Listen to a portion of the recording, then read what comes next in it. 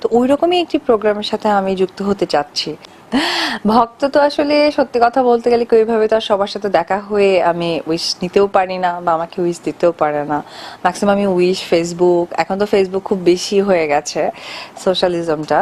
তো ওই জায়গা থেকে আমি ডেফিনেটলি তাদেরটা রিসিভ করবো, বিকজ আর কিছু না হোক ফেসবুকে তো আমি থাকছি, আর আমার যারা কাছের বন্ধুরা আছেন তারা তো আমার নাম্বারের সাথে হোয়াটসঅ্যাপ যা কিছু আছে আমি এগুলো রিসিভ করতে থাকবো।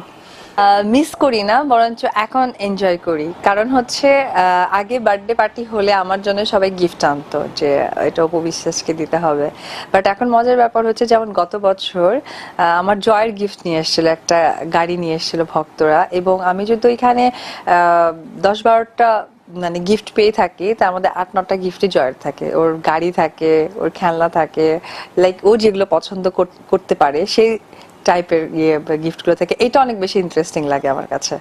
আর এইবারের বার্থডে সবচেয়ে বড় উপহার হচ্ছে গত 3 দিন ধরে জয় বলতেছে হ্যাপি বার্থডে টু মম, তো এটা অনেক বেশি ভালো লাগছিল। মিস করব কাছের কাছে থাকার জন্য, বাট খুব একটা দূরের মনে হয় না। জন্মদিনের স্মৃতি আসলে সত্যি কথা বলতে গেলে খুব মিস করি বাবা আর কাকাকে, কারণ তাদের এই জায়গাটা কখনোই পূরণ হবে না। খুব বেশি মিস করি আমার কাকাকে, সে তো আমার কাকা ছিলেন না, আমার বাবা ছিলেন। তাদেরকে অনেক বেশি মিস করি। আমার কাছে মনে হয় যে জন্মদিন বলতেই প্রত্যেকটা মানুষের ভালোবাসা, দোয়া, আশীর্বাদ। তো আর একটা মিস করবো এবার, সেটা হচ্ছে প্রত্যেকবার বার্থডেতে আমার মা পায়েস রান্না করে খাওয়ায় আমাকে, সেটা মিস করবো।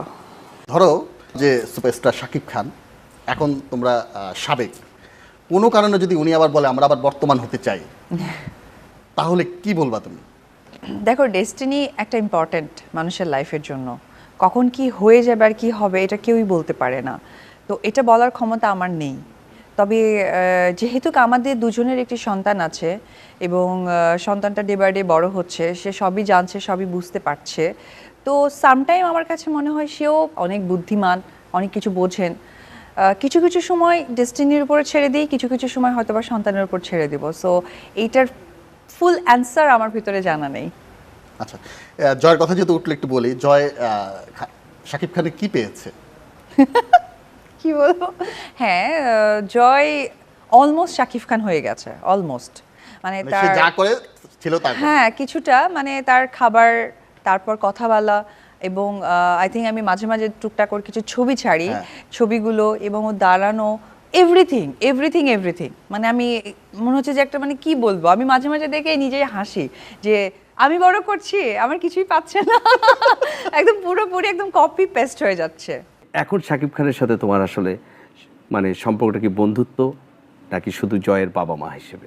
কো আর্টিস্ট তো এটা আমি মানি বা না মানি দর্শকের স্বীকৃতি, এবং আমার মনে হয় যে যেখানে বাংলা ভাষাভাষীর মানুষ আছেন তারা আমাকে বা শাকিব খানকে চেনে বা বাংলা সিনেমা দেখেন, সেখানে স্বীকৃতি আমরা কো আর্টিস্ট আনডাউটলি। সো এখানে অ্যান্সার করার কিছু নেই।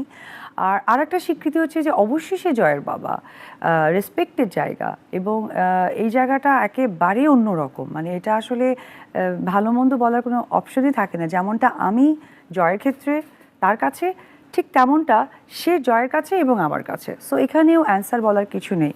এবার আসেন হয়তো বা বন্ধুত্ব বা কিছু বলছেন, একটা লং লাইফের জার্নি, ডেফিনেটলি তার প্রতি আমার রেসপেক্ট আছে, সম্মান আছে, আর সে যথেষ্ট ভালো একটা মানুষ। তার প্রতি কোনো দুর্বলতা আছে?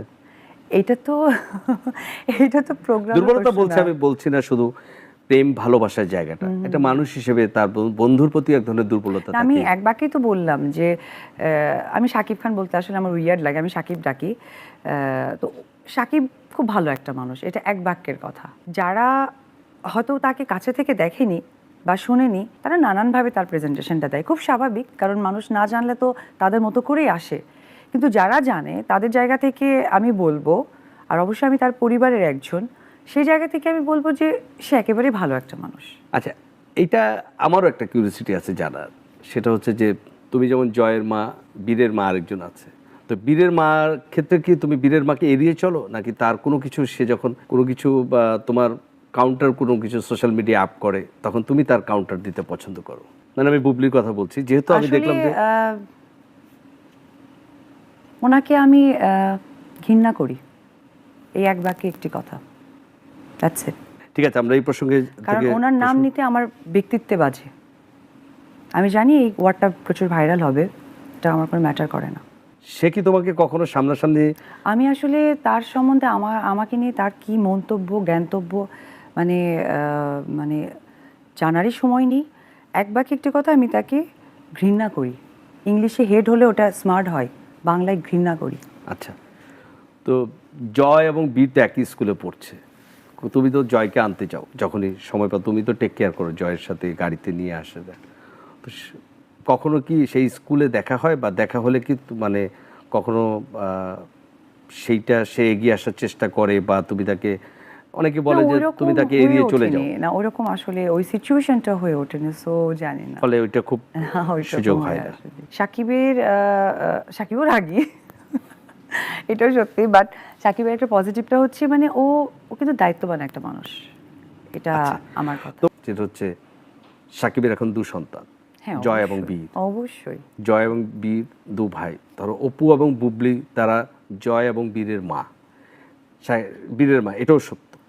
তো সেক্ষেত্রে আমি শুধু জিজ্ঞেস করছি, জয় এবং বীর যে 2 ভাই, জয় কি বীরকে চেনে বা জানে, ওইভাবে তো খেয়াল করিনি।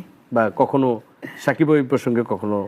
না, ওইভাবে আসলে কারণ এই প্রশ্নটা করলাম, আমি যতটুকু জানি যে এবার আমেরিকা থেকে আসার সময় যেমন জয়কে অনেক খেলনা দিয়েছে, আবার বীরের জন্য সাকিব প্রচুর টয় কিনেছে, এবং সাকিব নিজেই বলছিল যে আমি তো বেশ কিছু প্রোগ্রামে বলেছিলাম, আমার একটা মনে হয় যে এরকম বাইট রয়েও গেছে যে সাকিবের পৃথিবী